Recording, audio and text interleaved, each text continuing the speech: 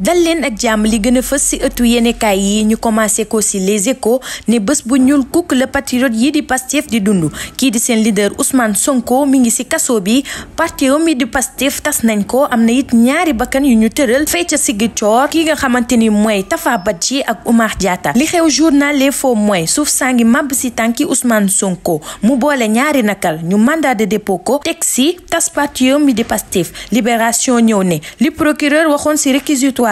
moom le doyen des juges jëfee ba tax ñoom ñu tëj Ousmane Sonko kaso bu Sébikotane le las yéenekaay ne Ousmane Sonko foofu lañ ko yóbbu l'observateur ne li xewoon démb ci doyen des juges bi Ousmane Sonko doon janook ak ñoom nanguwul génne benn kaddu jëmale ko ci Oumar Maham Diallo Mary Teuw Niane ni ci Walf Quotidien ne li xew démb wute nag doxinu démocratie lu dul jam ko ay paak Le Témoin di ko dëggal ne guddi yu ñuul kukk la démocratie réew mi di dund jamono ji ba tax na tëral nañu ñaari bakkan bés bi Le Jour mi ngi ñuy xamal ni waa Pastef nee nañu xel xalaatul ñuy toog di seetaan Ousmane Sonko ci kaso bi li ñuy fas yéene mooy li leen bëgg a teg mu jaral l'enquête xëy li ci yóbbu Ousmane Sonko kaso li ci bokk mooy manque de maturité teg ci ñaaw na làmmiñ moom président Macky Sall mi ngi xëy ci l'Observateur Source A Le Mandat Les Échos Direct News ba ci Le Soleil national ndaje mi xewoon démb mooy joxe ay neexal élèves yi di cérémonie